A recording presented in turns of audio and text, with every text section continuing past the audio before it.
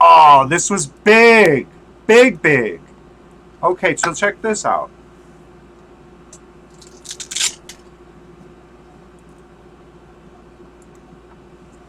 So here's the motor, right? And it's got the little output shaft which turns and reels in this string, right? And then the string goes through tubing and it goes up and over to the first pulley. This was a early pulley concept where the string would just be rubbing inside the tubing around just a turn radius. And though that may work, I got kind of paranoid that over time that would rub through the plastic and just cut it. And so I guess that really depends on how much torque is being put on this. If there's a lot of torque, it'll create more friction and cut through it. But if it's high speed, low torque, it might be fine. And I really don't know, and I don't know how I would verify. But now I'm leaning toward just using these really tiny little ball bearings, anyways. So just kind of abandoning this concept. Although somebody could try it sometime, it still could be viable for the first few pulleys at least. It could be viable. But once the torque starts beefing up, you wouldn't want to do this because the rope coming back and forth will cut over time, theoretically. Even if you lubricated the inside of it with Teflon-based lubricant, it still might cut. Okay. So I realized I'm using here to go through the tubing um, 130 pound test polyethylene fishing line that's 0.63 millimeters in diameter. And then this is 1 millimeter ID by 2 millimeter OD Teflon tubing. Now, this Teflon tubing is, it's not that thick, but it's a little bit thick. It's taking up some room. It's like taking up the room a little bit more than a jumper wire, maybe about the amount of like a 12 gauge wire. It's kind of taking up some space here. And so what I realized is that, plus this gets kind of thick quickly in the spool because the string is pretty thick at 0.63 millimeters diameter. It can only wrap so many times before it really starts to fill up the spool. And my older design used nylon upholstery thread, which was much finer, and I was able to get away with finer Teflon tubing as well because of that. And I'll show you guys. You see here the fine upholstery thread and then the tiny little lining wheels. And this was on a brushed DC motor. But now we switched to brushless, so I got rid of these. This whole setup I had to get rid of. But you could see I was able to use much tinier little discs to guide the string as it wraps, and much tinier string, and I was able to get away with much tinier tubing. I don't know if there's any tubing in this photo, but much tinier tubing was possible. I was thinking about that today, that I realized, wait a minute, why am I using a 130 pound test fishing line when in the initial stages of the Archimedes pulley system, it's all about high speed, low torque. It doesn't trade that speed down for torque so that it gets lower speed, higher torque until deeper in the Archimedes pulley system. And I'll show that here.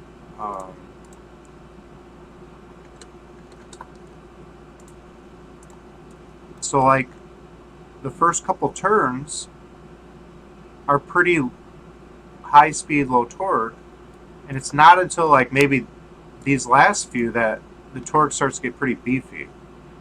Like this one's probably only going to be a couple pounds on it.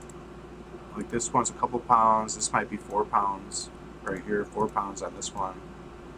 And then this one will be like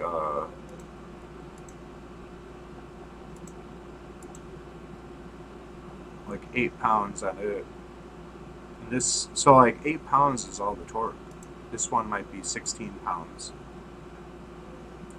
And so like the first 4 pulleys, as we down gear by way of pulleys, only gets us up to about 18 pounds of torque by the 4th pulley. So we could switch we could start out the string used for the first 4 pulleys plus the travel from the motor to the first group of pulleys that starts to do their thing.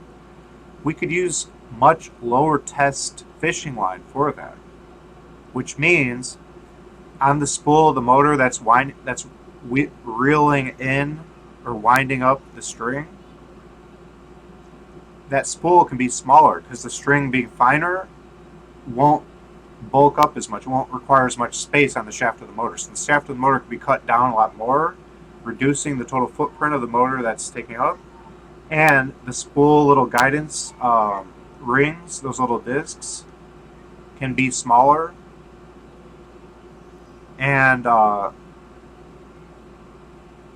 it'll just be doing fine little turns on that motor. And so I thought about it. I was like, you know what? I could use 20-pound test polyethylene fishing line. And I looked that up and I bought some.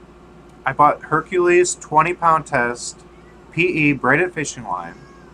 It's 0.2 millimeters OD. And so that will be really fine. And then the Teflon tubing that guides it can then be much finer as well. So the Teflon tubing that guides it, I can go with 0.3 millimeter ID, 0.6 millimeter OD. That is like hair thin. It's like a hair. Because my fishing line now is 20-pound test, 0.2 millimeter OD, that can fit inside 0.3 millimeter ID tubing. So 0.6 millimeter OD is the final tubing now. That's tiny. 0.6 millimeters, that's like a little bit, that's like a really thick hair or a couple strands of human hair. That's like tiny. And that's great because by reducing the size of the tubing,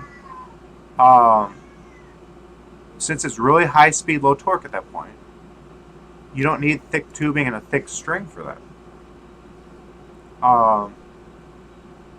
That will just take up less space on wire runs while my tubing in the robot. But as the torque increases on the Archimedes pulley system, like we were talking about, by about after like the first few pulleys, we can have the string, which is going continuously in concentric circles around the pulleys, tie off to another string that's 130-pound test, 0.63 millimeter OD to string, polyethylene woven fishing line. We would tie off the 20-pound test to the 130-pound test. So we'd basically upgrade the string. And you could basically do a figure of 8 knot and then a figure of 8 knot, joining the two together and putting it tight. Also, there's special knots for fishing lines where you can tie 2 fishing lines to each other.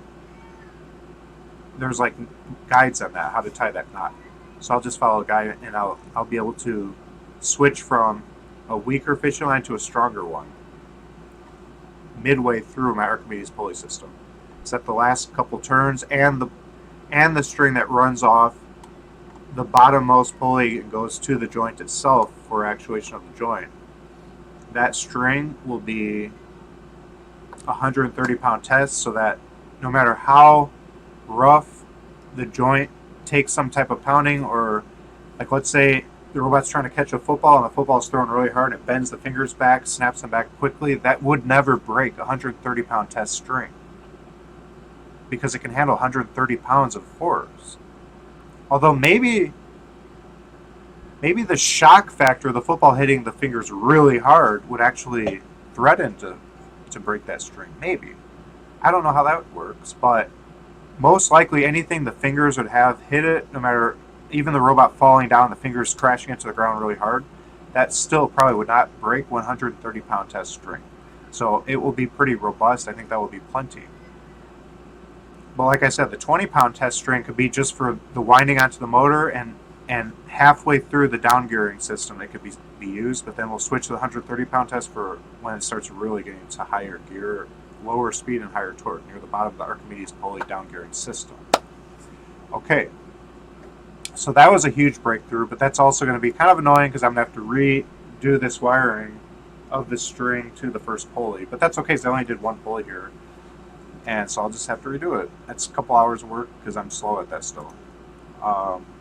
But that's still a big breakthrough that I realized, because I was like, you pick a string to be your actuation string.